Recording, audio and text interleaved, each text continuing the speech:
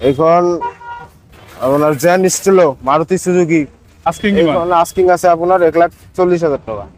এখন হল আপনার Alto 800 LXi হয় ডিসপ্লে লোগো আছে গাড়ির, আৰু আস্কিং কিমান রাখিছে এখন? একটু আস্কিং আপনার 3,30,000 টাকা এখন আস্কিং রাখিছে 3,30,000 নেগোশিয়েবল হইছে। নেগোশিয়েবল হয়ে যাবে। বাহ। এখন আপনার রেনুয়েল কুইট, এখন আপনার 2018 গাড়ি, আস্কিং কিমান রাখিছে? এখন আস্কিং আইবা আপনার 2,70,000 টাকা। 2,70,000 ইয়ন 2014 গাড়ি, আস্কিং কিমান রাখিছে? এখন 1,70,000 টাকা 1,70,000 নেগোশিয়েবল নেগোশিয়েবল। হয়ে যাবে। এখন রেনুয়েল কুইট 2018 গাড়ি, 2018 কন্ডিশন আছে, টায়ার টায়ার অ্যালয়েল কোম্পানির পৰা আহা। গাড়ীখন দেখাত। আৰু আস্কিং কিমান ৰাখিছে?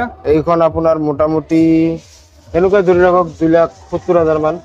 2,70,000 এইখন 2017 মডেল ইয়ন, হয়। হুন্ডাই ইয়ন, আস্কিং কিমান ৰাখিছে? এইখন মোটামুটি আপোনাৰ 2,40,000 মান আহিব। এইখন কোৱা দাদা অমনি। এইখন আপোনাৰ ধুবুৰী নাম্বাৰ হয়, 2018 মডেল ওমনি ভ্যান।